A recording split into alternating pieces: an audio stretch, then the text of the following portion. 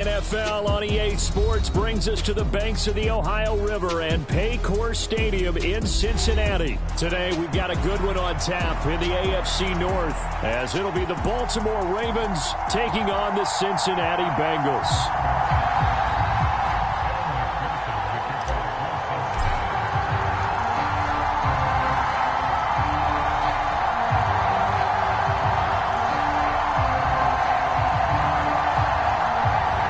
Set to go. Evan McPherson to do the honors, and we are underway from Cincinnati. This will be taken in just shy of the goal line. Fair catch will move this out to the 25.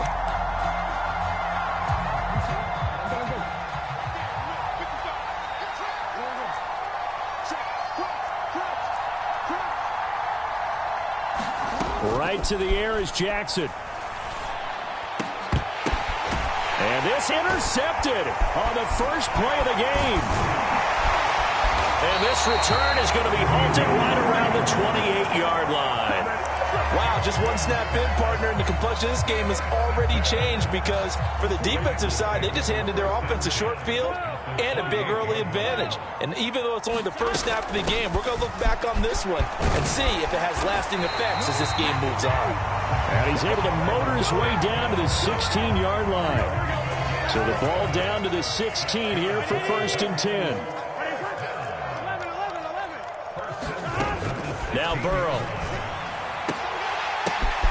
Oh, his first throw of the game going to be intercepted. And the Ravens are going to take over here up near the 40. Charles, not only is that an interception, it's one when you were really knocking on the door for a touchdown inside the red zone. You're actually thinking points no matter what. At worst, you're thinking kicking a field goal and getting 3. We might look back on this in the second half and say, you remember when they didn't get points on that drive? This could cost them. And he'll throw this one away, but I don't think he was out of the pocket. No, here comes the flag. They lose the yardage, and, of course, they also lose the down on the grounding call, and it's quickly 2nd and long. Now it's Jackson. And his throw is incomplete. Pretty fortunate there, the interception that ended the last drive, and then, boom, the first pass here almost picked on this drive. Yeah, I think you can definitely call into question his decision-making here in the first half. Certainly not the best of decisions there. Lucky that one wasn't picked. All right, rifles one, and that's going to be intercepted. Picked by Logan Wilson. And the return here is stopped at the 35-yard line. Well, it doesn't take a whole lot of investigation to figure out why they're still sitting at 0 on the scoreboard, because their quarterback's got to wake up and start reading defense a heck of a lot better after throwing his second interception. Trying to shake off the interception from the last drive. He'll look to throw. And all the way in for a Cincinnati score. Tyler Boyd, 35 yards. And the Bengals take the early turnover and convert it into an opening touchdown. Those are the touchdowns that aren't just scored on Sundays or on Monday night. Those are the ones that are scored during the week because they had that preparation in a great route run. Oh, I love that observation, because you don't just roll out on game day and say, okay, go run this route and let's get it done. That means exactly what you said. The practice had to occur beforehand, which led to the timing, which led to the touchdown.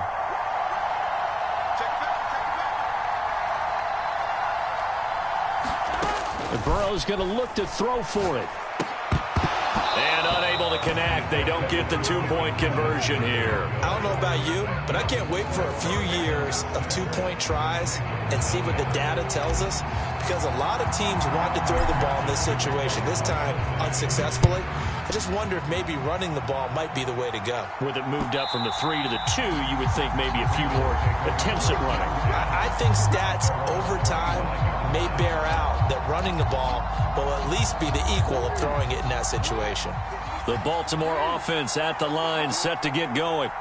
And it's been a miserable start for them offensively, obviously. 2 drives, 2 interceptions. And this is where you have to know your quarterback and know how you actually have to reach him. Do you do it with a little bit of humor? Maybe you break the ice a little bit, like, hey, didn't we practice in that color jersey all week, not the one that you're throwing it to?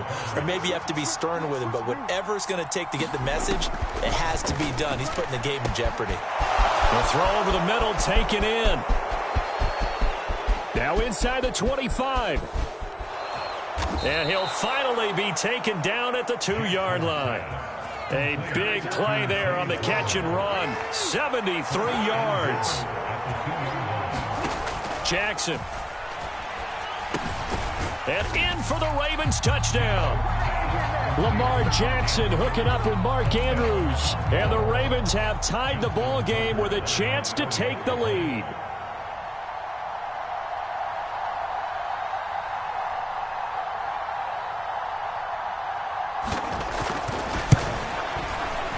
You always worry about the plant foot in the snow, but no problems there. And they take the lead here at 7-6.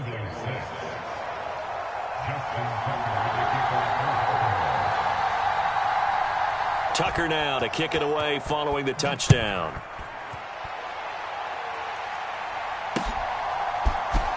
This will be brought out from the middle of the end zone. And he'll be dropped at the 21-yard line, so bringing it out of the end zone proves not a good decision, loses him about 4 yards. The Bengals drive about to get going. Well, partner, you know, coaches always say that every play is designed to score a touchdown. Sometimes that's not really true, but last drive, that was the case. One play to get into the end zone, and now they'll try to duplicate that success here. And it's rare for those moments to happen. Incredible when they do. And you saw the celebration. Pure, unbridled joy after that one. So one play, and they're already just shy of midfield. Now it's Burrow. Man open, that's Jamar Chase complete. And they'll work this down to the 40-yard line, tackled there. The Bengals passing game finding a rhythm. They've got another first. So in Raven territory now, here's a 1st and 10 right at the 40. Here's Burrow. Oh, and his early struggles continue. Here's another one intercepted.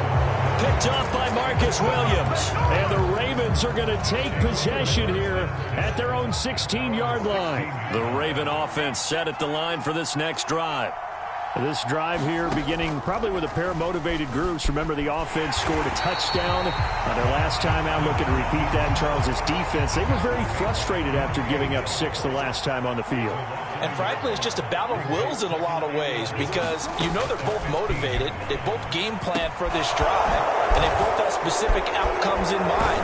To me, it just comes down to who can execute better and which side can step up and assert its will over the other.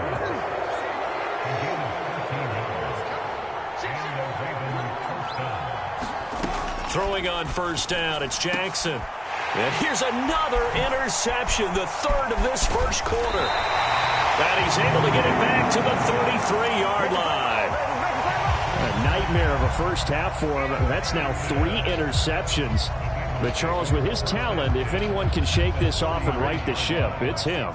I agree, because you don't get to be one of the best quarterbacks in the league without developing some major mental toughness. So I expect him to go in the locker room at halftime, hit the reset button, and come out a new guy in half number 2.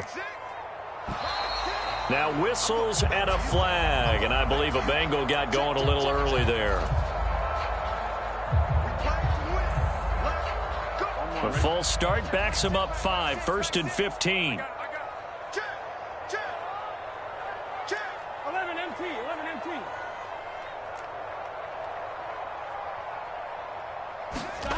Burrow will throw. That's caught by the tight end, Irv Smith Jr. That's good. The completion there for 7 yards, and it'll be 2nd down.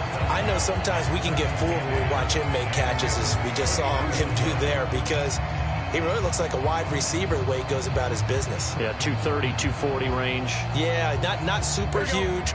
Maybe not counted on to be that inline point-of-attack blocker that we used to have in the good old days. But you can flex him out. You can run wide receiver routes with him. You can make him a primary target, and that's how he'll shred the defense. And inside the 20 before he's brought down. So the ball down to the 16 here for 1st and 10.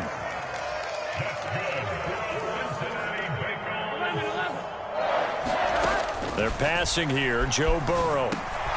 And he's going to be intercepted for the third time thus far.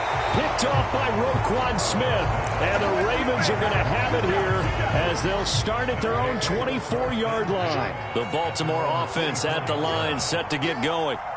So now, Charles, this drive maybe a touch more important, trying to erase the memory of that interception they had the last time out. Yeah, and everyone goes through this because even the best in the game, you're going to have games where it just doesn't go right for you, and interceptions result. So, frankly, to me, it's all about how you respond, not just the types of plays that you call, but how you carry yourself, how you show your team that you're still with it, and how you continue to lead.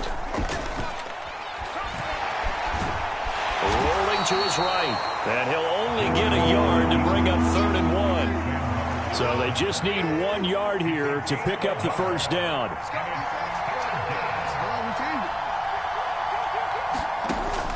They go play action now. Jackson. And he's caught on the sideline, but he's not going to have a first down. They say he was out of bounds. So a big call there that brings up 4th. You absolutely have to have this early on, right? 3rd and short, they elect to throw for it, and that's normal NFL football. They're going to throw on 3rd and short, but you've got to hit it, don't you? Yeah, in the first quarter, like you said, to set the tone, can't connect there. On the move to his left. And this is caught that they say out of bounds. That would have been a first down, but he couldn't stay in, and as a result, they're going to have to give up the football. So they take a big chance here in their own territory, and you think the coach may have some questions to answer? Yeah, and, you know, normally we focus on the media, right? The social media barrage that he's going to get for this one. How about on his own sideline and in his locker room? Because I think the team's going to look at him like, Coach, why would we go for it there? I mean, no confidence in the defense. You don't like the punter. I mean, what's going on here? You owe us some explanations. Forced out to his left. And he will be out of bounds here on what will turn out to be the final play of this first quarter. After a 1-point game, 7-6.